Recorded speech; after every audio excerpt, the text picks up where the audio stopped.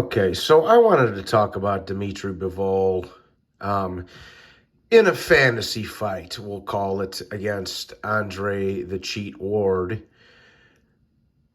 Dmitry Bivol would have given Andre Ward a absolute boxing lesson, similarly to how he did against Canelo Alvarez, for a very few simplistic reasons. Okay? Um,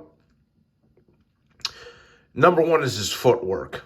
I mean, we all know that Andre Ward should have 3 losses on his record. He should have 2 DQ losses, one against Mikhail Kessler and one against Sergey Kovalev in their rematch. And he should also have a points decision loss to Sergey Kovalev as well. So as far as I'm concerned, Andre Ward's record is 29-3.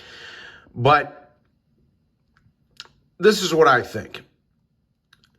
I think Dmitry Bivol would have been far too elusive, far too skilled on his feet for Andre Ward to use his cheating wrestling type tactics again and headbutting and elbows against Dmitry Bivol. I don't think he would have been able to tie Dmitry Bivol up. I think Dmitry Bivol would have been able to slip out of Andre Ward's cheating clinching methods, and I think he would have come out of the clinch, spun him around, and tagged him with a good 2-1-2 or something like that. Again, I've said this before. I said this the other day when I made a video about this. Dmitry Bivol and Arthur Beterbiev are the reason why Andre Ward took a retirement. Now, I know Max Kuckerman will say otherwise. Andre Ward, the former pound-for-pound #1, Hall of Famer. He was never pound-for-pound #1 when you had a prime Chocolatito, prime Roman Gonzalez, Pacquiao, Bradley. He was never pound-for-pound #1. Never. Okay. Shouldn't even be in the Hall of Fame, and he also probably should have never won a world title. Because, like I say, he should have been DQ'd in the first round of the Super 6 tournament due to cheating against Mikhail Kessler, and he should have never won a light heavyweight title because Kovalev got robbed twice. So this guy was never a champion, never a Hall of Famer, never a pound-for-pound fighter by all logic, which I know a lot of boxing fans have have trouble with. Logical thinking, rational thought. I mean, some of you fanboys like to struggle with these things. But Dmitry Bivol would have given Andre Ward an absolute boxing lesson. He's far too elusive. The clinching, cheating, wrestling tactics and elbows and headbutts of Andre Ward wouldn't have applied to Dmitry Bivol because Dmitry Bivol is far too slippery to get clinched up with Ward all the time. Now, in their sizes, they're basically the same size. They're both 6 foot even. Andre Ward had a 71-inch reach. Dmitry Bivol had a 72-inch reach. Now, I don't think Bivol would have knocked Ward out because Bivol himself isn't the biggest puncher. He's not a soft puncher, but he's also not the biggest puncher in the world. But he's a far more skilled fighter than Andre Ward could ever have hoped to be.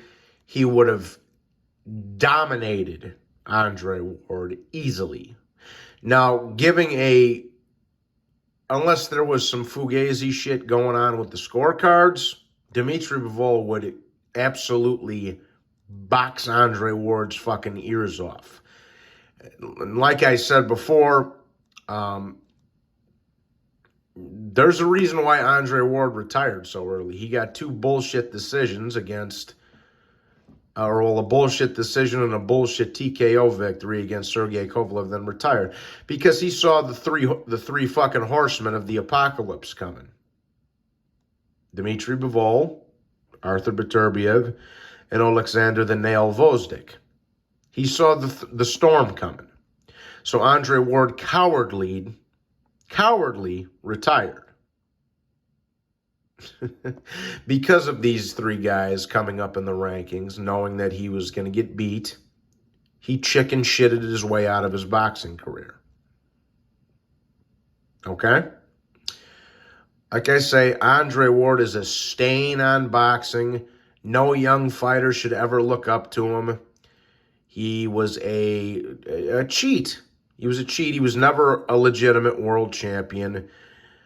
He should have been disqualified out of the Super Six, and he shouldn't have a win over Sergey Kovalev neither.